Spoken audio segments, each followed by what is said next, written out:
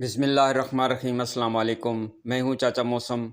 موسمیاتی تبدیلی، climate change اصل میں ہے کیا؟ جانیے تفصیل سے۔ کیا نیا دور بدلا، انسان بدلا؟ بدلتے بدلتے آسانیاں، آرام ڈھونڈتے ڈھونڈتے انسان نے قدرتی ماحول کو بھی نہ بخشا۔ آج ہم سب آنکھوں سے دیکھ رہے ہیں، جب بھی انسان نے کوئی بڑا کارنامہ کرنا ہوتا ہے، اللہ تعالیٰ کو بھول جاتا ہے کہ جب ہم اللہ کی پکڑ میں انسان آ جاتا ہے تو پھر معافی کا وقت نہیں ملتا۔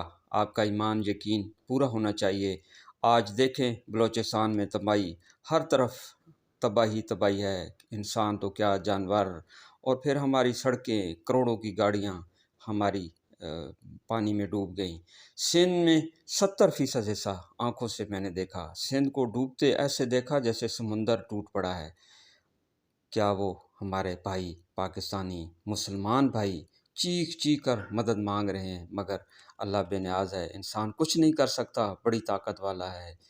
خود بھی انسان ایسے محسوس کرتا ہے اور دکھ ہوتا ہے کہ ہم ان بھائیوں کی مدد کریں، لیکن پانی اور آگ کے آگے انسان بالکل بے بس ہے۔ صرف موبائل پر ہم موسم دیکھتے ہیں، پڑھے لکھے حضرات، لیکن یہ نہیں دیکھتے کہ کم از کم تھوڑا سا دھیان دے دیں اللہ کی طرف ہمیں کیا اشارے مل رہے ہیں۔ محکمہ موسمیات، عالمی میڈیا، دنیا کے بڑے بڑے حکمران، ماہرین، ویدر ایکسپرٹ، جو مجال ہے کہ ہم ان کی رپورٹ کو دیکھیں اور کچھ سیکنڈ کے لیے سوچیں۔ مری کا واقعہ آپ دیکھ لیں، 2021 میں سب پڑھے لکھے لوگ تھے جو اللہ کی پکڑ میں آئے اور وہاں برف سے کھیلنے گئے۔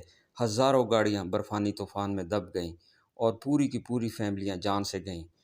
یہ کیا سوچ کر گئے تھے کہ ہم برف سے کھیلنے جا رہے ہیں، لیکن ان کو نہیں پتہ تھا کہ ہم اللہ کے عذاب میں ایسے پھنسیں گے کہ شاید ہمیں دنیا پھر دوبارہ نصیب نہ ہو۔ 2022 مونسون الرٹ تھا، پھر بھی سیاحتی مقامات کی طرف لوگ چلے گئے، لیکن بدقسمتی ہے یا قدرتی آفات یا ہمارے گناہوں کا گڑھا اس وقت بھر چکا ہے۔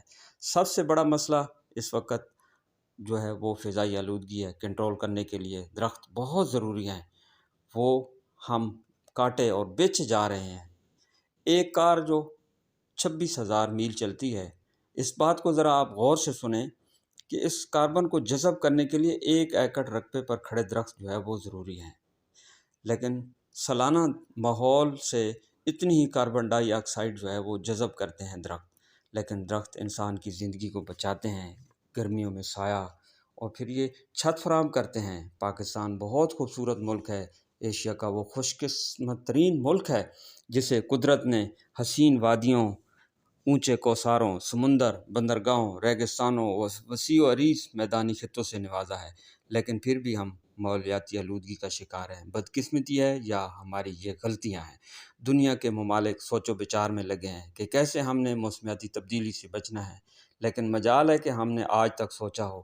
انسان اپنے آرام کی خاطر سہولت کی وجہ سے قدرت کے نظام کو جب چھیڑتا ہے تو پھر قدرت کا نظام جب اثر دکھاتا ہے تو کوئی نہیں بچ سکتا۔ فضا میں کاربن ڈائی آکسائڈ کا تناسب مسلسل بڑھ رہا ہے، جنگل اور جنگلی حیات کم ہو رہے ہیں، تیزی سے آب و ہوا کے اندر تبدیلی آ رہی ہے، پودوں اور جانوروں میں بھی بیماریاں پھیل چکی ہیں، نقصان کا خدشہ مزید ظاہر کیا جا رہا ہے۔ آپ کے سامنے ہے کہ لاکھوں کروڑوں کے جانور اس وقت مر رہے ہیں اور بیماری پھیلتی جا رہی ہے۔ موسمیاتی تبدیلی سے دنیا پریشان ہے، یورپ پورا پریشان ہے، بڑھتا درجہ حرارت، خشک سالی کے ریکارڈ جو ہے وہ ٹوٹ رہے ہیں۔ کاربن اخراج پر اس وقت جو ٹاپ پر ہے وہ ہے چین، 9.3 گیگا ٹن جو دھواں پیدا کر رہا ہے۔ امریکہ دوسرے نمبر پہ 4.8 گیگا ٹن، بھارت تیسرے نمبر پر 2.2 گیگا ٹن جو اس وقت دھواں پیدا کر رہا ہے۔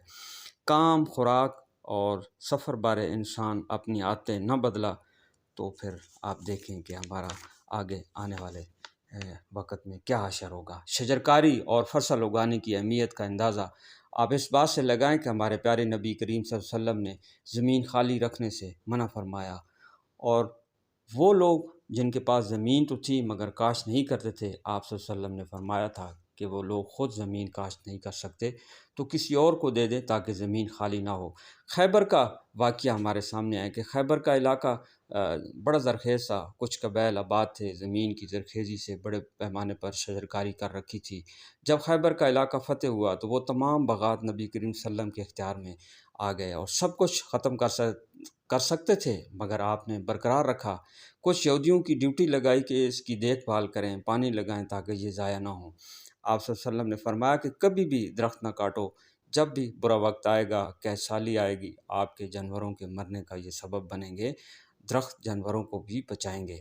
ماحولیاتی تباہی کے باعث دنیا اس وقت قیامت صغریٰ کا شکار ہونے والی ہے۔ غذائی قلت کی شکل یا گرمی، شدید تپش، طوفانی بارشیں، سردیوں کے ریکارڈ ٹوٹ رہے ہیں، اچانک برفانی طوفان بن رہے ہیں، تباہ کن سیلاب ہمیں ان تمام حالات و واقعات کا مقابلہ کرنے کے لیے ہر وقت جو ہے وہ تیار رہنے کا اشارہ دے رہے ہیں۔ دنیا ایک ولیج کی شکل بنی تھی کہ ہم بہت خوش تھے کہ ہم دنیا گھومیں گے چھوٹا سا موبائل پکڑ کر، لیکن قدرت کے اپنے فیصلے ہیں، اور جن کے گھر کوئی کمانے والا بھی نہیں تھا انہوں نے بھی درختوں کو بیچا اور کچھ نہیں چھوڑا اور سب کچھ لے لیا۔ اللہ تعالی ہمیں ہدایت دے، ہمیں عمل کرنے کی توفیق دے۔ خدا حافظ۔